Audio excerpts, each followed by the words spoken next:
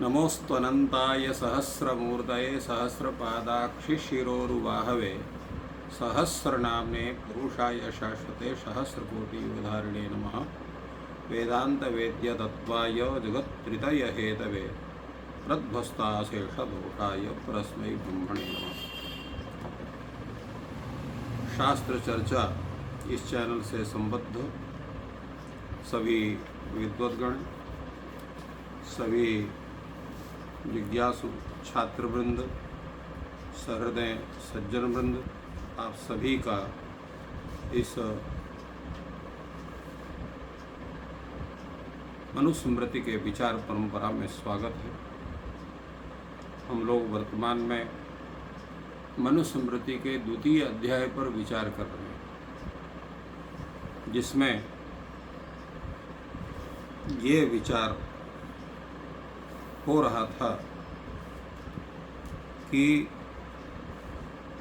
कौन किससे श्रेष्ठ है, उसका क्या स्वरूप होता है, जिसके विषय में कल चर्चा हुई थी कि पैदा करने वाला जो पिता, ब्रह्म ज्ञान को उपदेशक जो आचार्य, अगर इन दोनों के विषय में श्रेष्ठता का विचार किया जाए तो ब्रह्म ज्ञान का उपदेश करने वाला जो आचार्य है वह श्रेष्ठ है।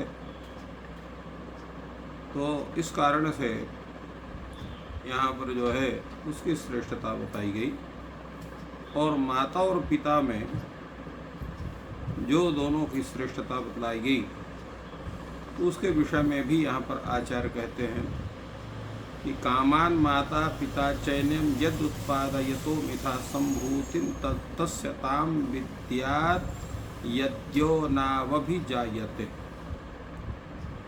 तो कामान माता पिता चैनम यद उत्पादयतः मिथा, जो काम के वशीभूत होकर के माता और पिता जिस बालक को उत्पन्न करते हैं,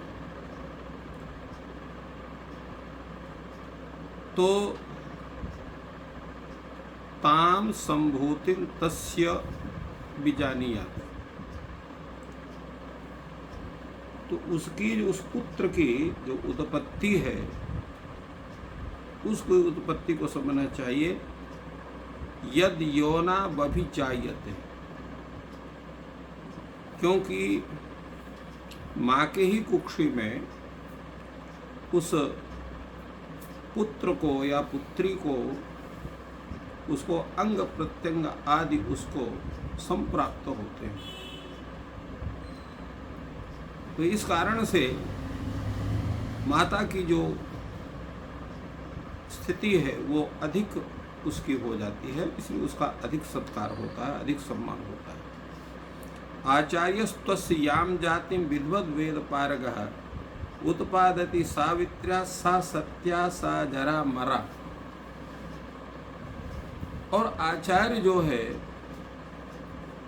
जिस जाति को उत्पन्न करता है, अर्थात जिसको उत्पन्न करता है, द्वितीय जन्म को उत्पन्न करता है सावित्री आदि का उपदेश करके, तो विधिवत वेद पारगः आचार्य, जो वेद का जानने वाला जो आचार्य है, जो अस्य याम जातिम उत्पादयति, इस उत्पन्न हुए बालक की जिस जाति को उत्पन्न करता है, जिस जन्म को उत्पन्न करता है, गायत्री आदि का उपदेश करके, सा सत्या, वह सत्य है, सा अजरा अमरा, और वह जो उसकी जाति, उसका जन्म है वो अजर अमर के रूप में रहता है, अर्थात उसका जो ज्ञान है, जो उसका वेदाध्ययन है, वह जो है वह जिस समय वेदाध्ययन गायत्री जपादि करके और नित्य नियम का निर्वाह करके करता है, तो उसको मोक्ष की प्राप्ति होती, इसलिए वो अजर अमर के स्वरूप की स्थिति को प्राप्त होता है। आगे कहते हैं कि अल्पम वा बहुवा यस्य श्रुतस्य उपकरोति यः तमपीह गुरुम विद्यात् श्रुतोपक्रियया तया। इसलिए जो भी पढ़ाने वाला है, वेद को उपदेश करने वाला है, चाहे वो थोड़ा पढ़ाया है चाहे अधिक पढ़ाया है, फिर भी वो गुरु है, और गुरु होने के कारण आपको वेद मंत्र का उपदेश करने के कारण उसका अत्यधिक सम्मान है। इसलिए गुरु है और गुरु के रूप में ही उसका सम्मान जो है वो ब्रह्मचारी को करना चाहिए। ऐसा नहीं कि इसने थोड़ा पढ़ा है तो उसका कम सम्मान हो, जिसने अधिक पढ़ा है उसका अधिक सम्मान हो। तो वेद वेदांग का उपदेश करने वाला जो आचार्य है, चाहे थोड़ा पढ़ाया चाहे बहुत पढ़ाया, ये उसमें महत्वपूर्ण है और इसलिए उसका सम्मान होना चाहिए।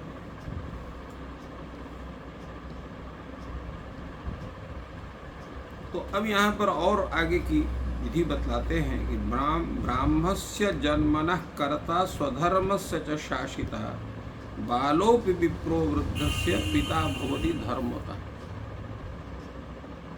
ये कहाँ कह रहे हैं कि ब्राह्मस्य जन्मनः कर्ता, जो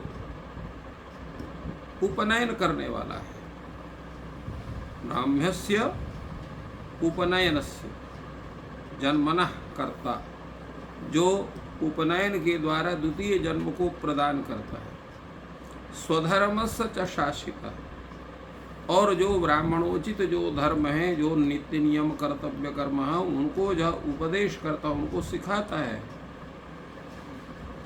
तो ऐसा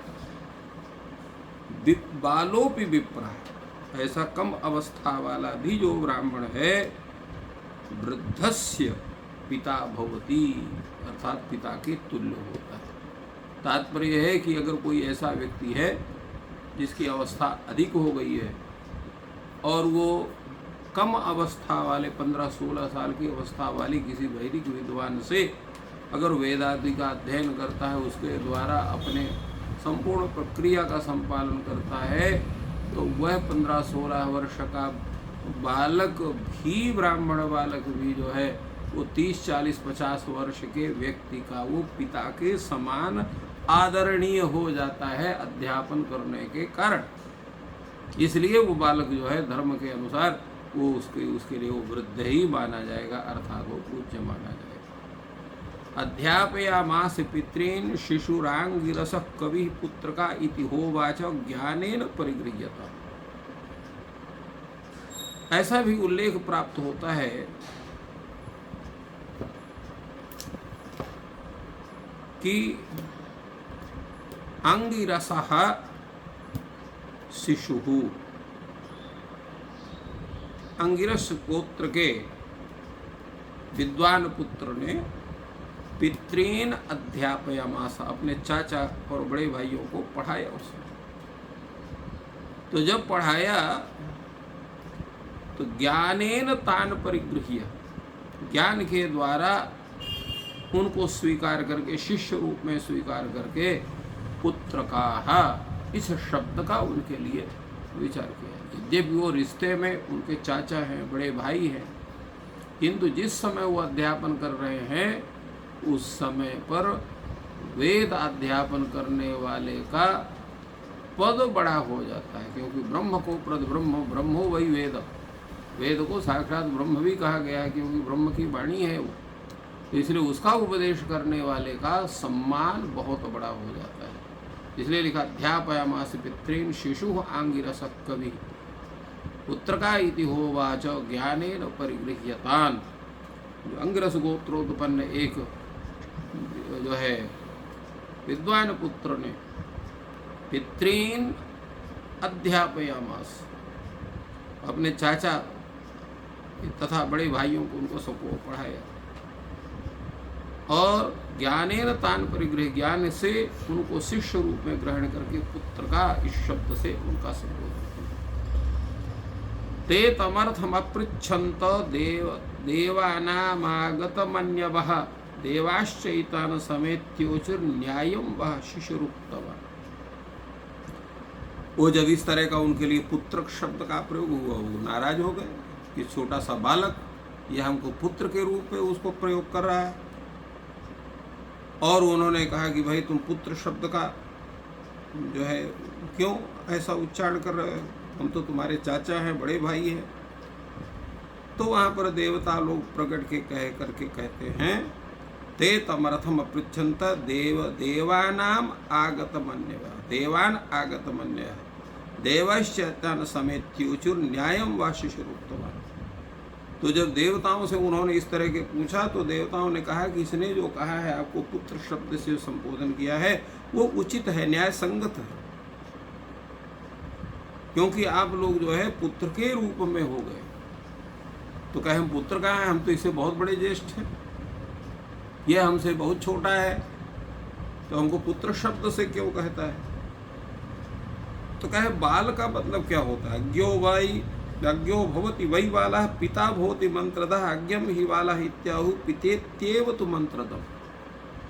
कहे जो अज्ञ है, उस विषय को नहीं जानता है, वही वस्तुतः बालक है, और जो उस विषय को जानने वाला है, मंत्र को देने वाला है, वह उससे श्रेष्ठ होने से वो पितृतुल्य हो गया। तो आप लोगों को ये मंत्र आदि का ज्ञान नहीं था, इसलिए आपने उससे पढ़ा, तो आप लोग अज्ञ हो गए, अज्ञ होने के कारण आप बालक हुए, और उसने जो आपको मंत्र वगैरह का अध्ययन कराया और ज्ञान दिया, इसलिए वो पिता के समान है, इसलिए आपको पुत्र का शब्द से वह प्रयोग कर सकता है। ऐसा देवताओं ने उनको बताया उनके विषय में। तो इसलिए श्रेष्ठता आचार्य की सर्वत्र हो जाती है। और उसके आगे कहते हैं कि वृद्ध कौन है, न हायनैर न पलितैर न वित्तेन न बंधुभिः ऋषश्चक्रे धर्मम यो नूचान सनो महान। कोई जो है बहुत बड़ी अवस्था का हो गया इसलिए वो पूजनीय हो, ऐसी बात नहीं है। अथवा जिसके केश जो है वो सफ़ेद हो गए इसलिए वो वृद्ध हो गया, इसलिए वो पूजनीय होना चाहिए, ऐसी बात भी नहीं। तो कहा भाई ठीक है, उसके वो बहुत बड़ा धनवान है इसलिए उसको पूज्य माना जाए, तो कहा वो भी नहीं। तो कहे जो हमारे बंधु बांधव हैं, ज्येष्ठ हैं, वो श्रेष्ठ माने जाए, कहा वो भी नहीं, क्योंकि ऋषियों ने ऐसे धर्म को बनाया। ऋषियश्चक्रे धर्म यह अनुचान सनो महान। जो सांग वेदाध्याता उसको अनुचान कहते हैं। अनुचाना नाम सांग वेदाध्यायी, सांग वेद का अध्ययन करने, अंगों के सहित वेद का अध्ययन करने वाला जो अनुचान कहा जाता है, तो वही सर्वश्रेष्ठ होता है, उसके अतिरिक्त और कोई श्रेष्ठ नहीं।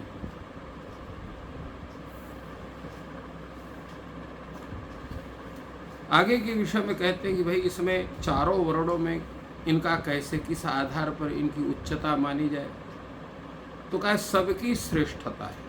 अपने स्थान में ब्राह्मण भी श्रेष्ठ है, अपने स्थान में क्षत्रिय भी श्रेष्ठ है, अपने स्थान में वैश्य भी श्रेष्ठ है, और अपने स्थान में शूद्र भी श्रेष्ठ है। तो कहा कैसे श्रेष्ठ, कहा विप्राणाम ज्ञानतः श्रेष्ठम ज्येष्ठम। ब्राह्मणों में जो ज्ञानवान है उसकी ज्येष्ठता मानी जाती है, जो जितने विद्वान होगा उतना ही वो समादरणीय होगा। तो कहा क्षत्रियों में, कहा क्षत्रियाणाम तु वीर्यता। क्षत्रियों में शरीर बल, बुद्धि बल, नीति बल जिसके पास है वही सर्वश्रेष्ठ माना जाता है। और वैश्यानाम धान्य धनता, जिसके अंदर पर्याप्त धन है, व्यापार है अच्छा, जिसके अंदर पर्याप्त खेती है, कृषि कर्म है, वो उनमें श्रेष्ठ माना जाता है। और शूद्राणाम एव जन्मतः, जन्म से श्रेष्ठता केवल शूद्रों की मानी जाती है। शूद्रों में जो बड़ा होगा परंतु उसमें भी कोई ज्ञानवान है तो उसकी श्रेष्ठता मानी जाएगी। मनुष्य सामान्य रूप से शूद्रों में जो जन्म में ज्येष्ठ है वो ज्येष्ठ है, नहीं तो बाकी वो जो है छोटे माने जाते हैं, किंतु फिर भी सर्वत्र ज्ञानवान का जो है सम्मान है। न तेन वृद्धो होती है नासफलितम शिरः यो वै युवाप्यधियानस्तम देवस्थविरम विदु। देवता लोग कहते हैं कि खाली जो है वृद्ध है, अवस्था में ज़्यादा होने के कारण वो जो है श्रेष्ठ नहीं है, और न उसके बाल पक गए इसलिए वो श्रेष्ठ है। यो वै युवा अपि अधियाना, जो युवा माने युवा है किंतु जिसने अध्ययन शास्त्रों का किया है, वेदों का स्थान किया है, देवता लोग उसी को वृद्ध मानते, उसी को श्रेष्ठ मानते हैं, अन्य को नहीं।